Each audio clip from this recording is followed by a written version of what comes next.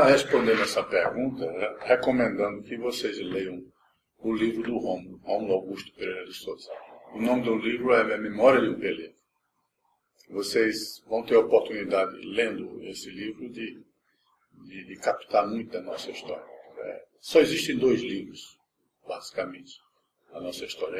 Esse do Rômulo e do Percival, se eu não me engano. Era um mestre, era um contramestre. Nós somos a categoria que pode dizer que nós estamos na origem do movimento sindical brasileiro. As nossas primeiras associações ainda alcançaram o final do século XIX. Já na última década do século XIX, nós tivemos as primeiras associações que buscavam organizar marítimas, né? E organizações centrando em oficiais, a primeira surgiu em 1917. Nós tivemos também alguns movimentos associativos durante os anos da década de 20. E, finalmente, em 1931, com a reforma do Lindolfo Collor, que na época era o ministro do Trabalho, uma reforma do governo Getúlio Vargas, foi criado o antigo Sindicato Nacional dos Oficiais de Náutica e o antigo Sindicato dos Oficiais de Máquinas. E só vieram efetivamente se unificar em 2000, né, na virada do século. Ou seja, nós passamos 69 anos organizados de forma separada. E 2 anos depois nós iniciamos a unificação com os eletricistas legais.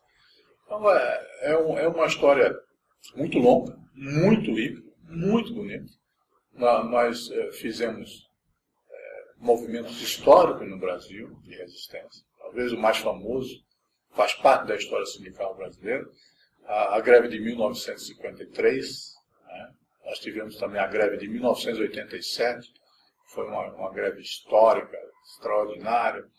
Essa eu pude vivenciar como profissional, né, já formado, já estava há vários anos na atividade. A de 53 não, de 53 eu não estava na atividade, na realidade estava nascendo praticamente.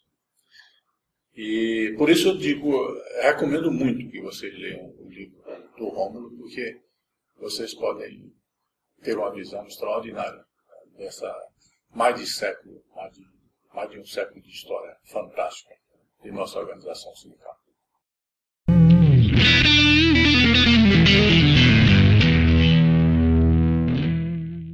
Bom, as negociações coletivas merecem um capítulo à parte, né? Nós estamos, inclusive, iniciando a produção de filmetes para a gente divulgar via internet, para que os nossos representados possam conhecer um pouco melhor o processo. Então, responder isso em pouquíssimos minutos é um pouco complicado.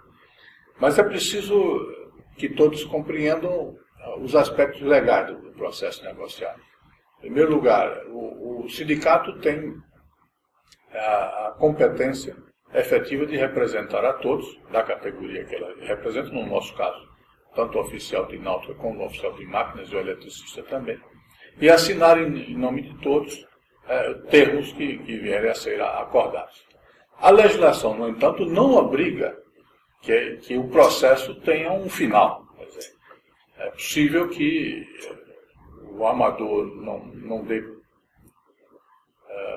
parte significativa, ou seja, venha a satisfazer o desejo ou a necessidade dos nossos representados, e o impasse é criado.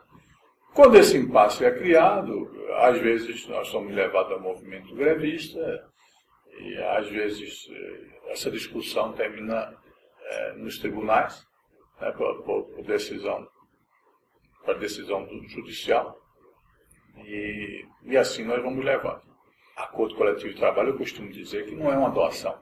Acordo coletivo de trabalho é uma conquista em que um grupo de homens e mulheres, representados pelo sindicato, conseguem alcançar. Então, como não é doação, se não houver efetiva dedicação de todos, compromisso e e força no sentido de ajudar a gente a caminhar junto, dificilmente a gente consegue um acordo coletivo de trabalho.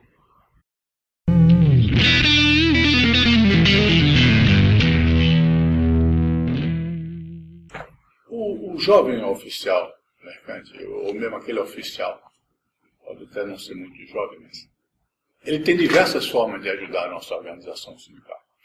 E formas extremamente importantes. E que muitas vezes, eu diria até que na maioria das vezes, não é adequadamente vista pelo nosso pessoal. Quer ver? Vou lhe dar alguns exemplos. O cadastro, por exemplo. O cadastro, para nós, tem um valor incomensurável. O cadastro não nos serve apenas para que a gente encontre o nosso representado, o nosso associado. No caso, uma ação trabalhista, precisa identificar, precisa comunicar, precisa manter contato com o nosso pessoal. Lógico, o cadastro, em essência, serve para isso. Mas o cadastro nos possibilita ter visão geral do nosso mercado de trabalho. Quer dizer, se nós temos um cadastro extremamente preciso, e nós podemos dizer que nós temos um cadastro razoavelmente preciso, poderia ser mais preciso, porque poucos mantêm o cadastro atualizado sem que a gente precise estar motivando o tempo todo, o que é lamentável.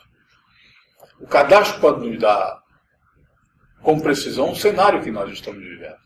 Podemos utilizar o nosso cadastro para convencer as autoridades e derrubar muitas vezes discursos que são criados, que são gerados, não para ajudar o oficial mercante, o eletricista mercante que nós representamos. Não, é no sentido de favorecer a mudança de legislação para facilitar o ingresso de outros profissionais de outros países, formado até pelos próprios armadores no exterior. Por exemplo, a Academia do Pacífico nas Filipinas, diversas empresas que estão aqui mantêm com doações, e não são doações pequenas, para formar oficiais e buscam colocar esses oficiais com contratos internacionais a um custo muito menor. E claro, se puder convencer as autoridades brasileiras que está faltando oficial, se eles puderem alterar a legislação no sentido de facilitar o ingresso e a contratação desses profissionais, eles terão um aumento de lucratividade significativo. Então, o cadastro tem esse viés que muitos não conseguem perceber. Não conseguem perceber. Daí eu digo, essa é uma forma efetiva. A outra forma efetiva de ajudar é que, por mais boa vontade, dedicação e eficiência que o sindicato possa ter ou demonstrar na atividade sindical, ele não é onipresente, não é onisciente, ele não está vendo tudo, ele não está em todos os lugares. Nós não podemos, a rigor, nós não podemos saber, a menos que alguém nos informe, que determinada embarcação não está cumprindo a Resolução Normativa 72, que hoje nós estamos numa situação de que a Resolução Normativa 72 nos dá tanto ou mais emprego do que a própria bandeira brasileira. Como nós podemos efetivamente garantir o cumprimento dela? Se nós não temos conhecimento se nessa ou naquela embarcação a Resolução Normativa 72 está sendo cumprida. Então, o nosso representado e associado, tanto um quanto o outro, porque todo associado é representado, mas nem todo representado é associado.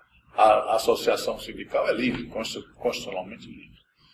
Mas contamos com os olhos e as informações do nosso representado, para que a gente possa efetivamente utilizar essa força no sentido de ampliar o nosso mercado de trabalho, coisa que nós precisamos hoje. Hoje, e vocês sabem disso tão bem quanto eu, pela dificuldade de praticagem, pela dificuldade que já não é imediata, esse embarque não é tão fácil, nós já estamos com um mercado desequilibrado. Nós não estamos com um mercado com um desemprego extraordinário, fantástico, que a gente está arrancando os cabelos. Não, não vamos dizer isso porque estaríamos sendo levianos. Mas o mercado está desequilibrado.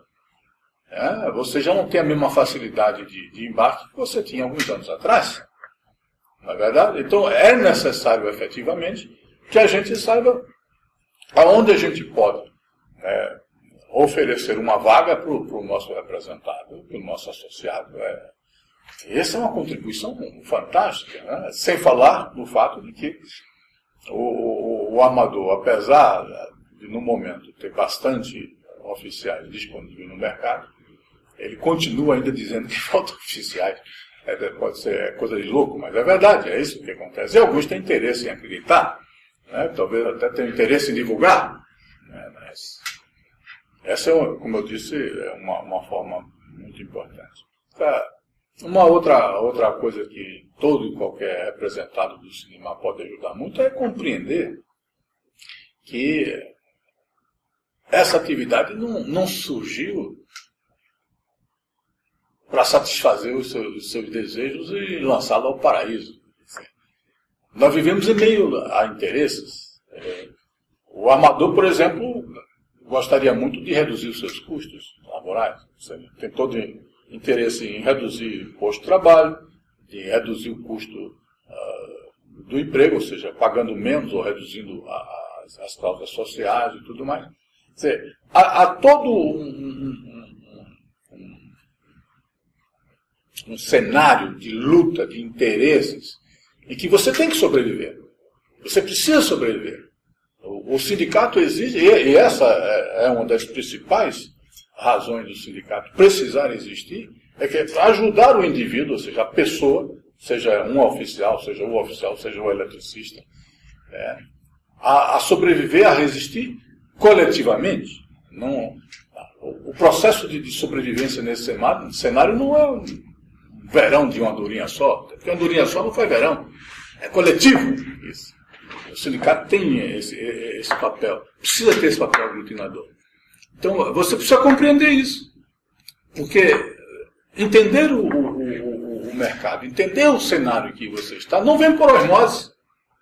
Se você não procura se informar, você recebe comunicação do sindicato, você recebe uma revista do sindicato, você tem a oportunidade de participar de um seminário do Sinimar, ou seja, todos os veículos possíveis de informação do sindicato, para todo e qualquer representado pelo sindicato, é importante que você dê atenção, procure ler, procure entender. No caso de dúvida, pergunte, escreva para o sindicato, telefone para o sindicato, procure falar com alguma assessoria, procure falar com um diretor, até mesmo comigo. Uma coisa que nunca ninguém me disse é que eu deixo de responder e-mail, isso eu sempre respondo. Se tiver dúvida, pergunte. Então, estar bem informado é fundamental. Hoje, por exemplo, para mim é inconcebível que um oficial mercante não conheça em detalhes, até porque é muito pequena a Resolução Normativa 72, está em 2 folhas de papel. Para mim é inconcebível que um representado pelo Sindicato Nacional dos Oficiais da Marinha Mercante não conheça a Resolução Normativa 72. Porque para nos ajudar em relação a ela, precisa conhecer. Ou não vai poder nos ajudar. Então, esse aspecto eu destacaria, é uma coisa importante.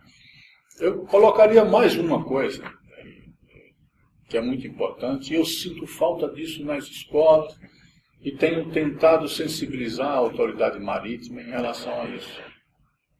Há uma preocupação que é compreensível, nada tem contra ela, pelo contrário, é compreensível, com a qualidade técnica dos nossos alunos, com a capacidade de gerenciar máquinas, equipamentos, navegar, de operar. Tudo isso é muito importante, extremamente importante. Agora, há um aspecto que não tem recebido o valor adequado, que é a preocupação com o comportamento ético. Isso precisa ser modificado. Nós jamais conseguiremos ser grandes. Jamais seremos respeitados enquanto categoria, ou conjunto dessas categorias, se nós não formos éticos no nosso comportamento. Você não pode entrar nesse mercado com aquela vontade insaciável, deixa que eu vou dar meu jeito, vou passar por cima de tudo, eu não vou ter princípio, não vou ter valores, não vou ter nada. Você só vai ajudar a destruir isso.